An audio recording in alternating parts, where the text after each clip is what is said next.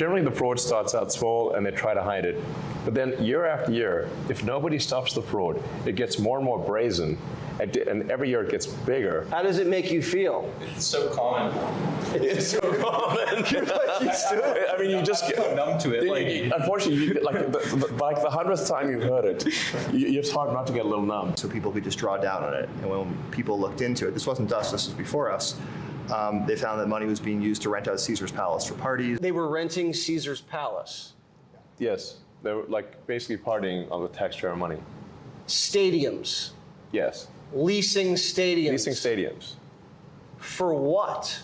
For parties, basically. For parties. Yes. That's a big party. The Small Business Administration giving loans to dead people over the age of 120.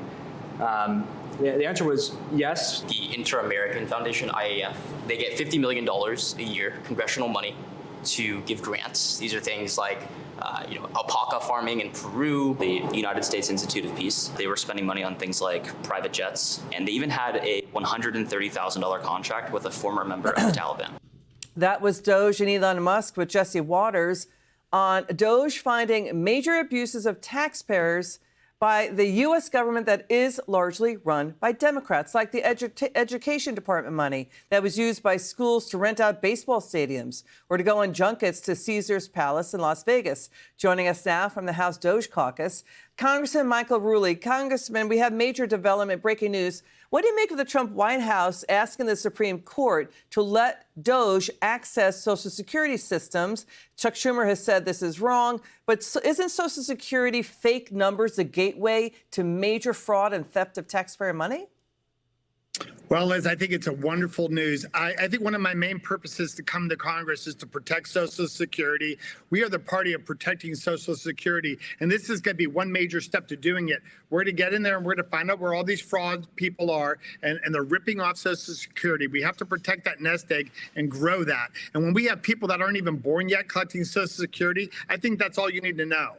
Yeah, so let's back up. Fake Social Security numbers were used by dead people and people who are above the age of 115 years old to get more than $330 million in SBA loans from the Small Business Administration.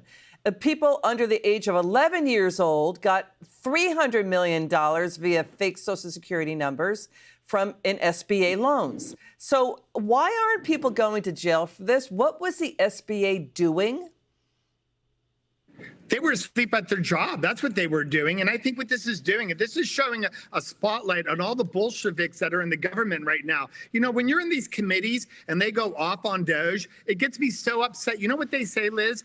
They never say, oh, you guys are monkeying with the people's money. They say, this is the government's money. They never say the people's money. They say the government's money. This is the disconnect that the people in the opposition party have. They don't even realize that we are looking for fraudsters that are taking the people's money off of them. And that's really what this is. And that's why everybody's taxes are so high.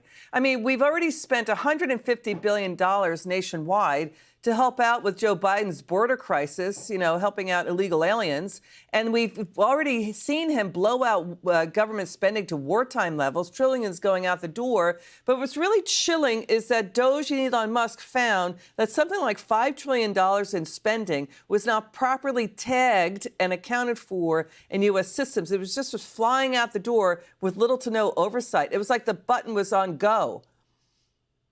Well, I mean, Jesse's interview, I think, showed a lot. I think that was a perfect example of the fraud that is there. You know, the one interesting thing is one of the younger DOGE guys was saying that we have to establish a standard for protecting all of this money that is the people, their tax money. They work, their entire life, 9 to 5, 9 to 7 jobs, blue collar America, just paying all their money, the taxes. And these people can't spend it quick enough. We have to have the mechanisms so when our party is not in control, the oversight is in place to protect all the people's money and to protect Social Security, Medicaid, and Medicare. So these institutions go on, and we can do it because the money's there. They're just stealing it. Got it. Congressman Michael Rulli, a pleasure. Wonderful to see you again. Thanks for joining us.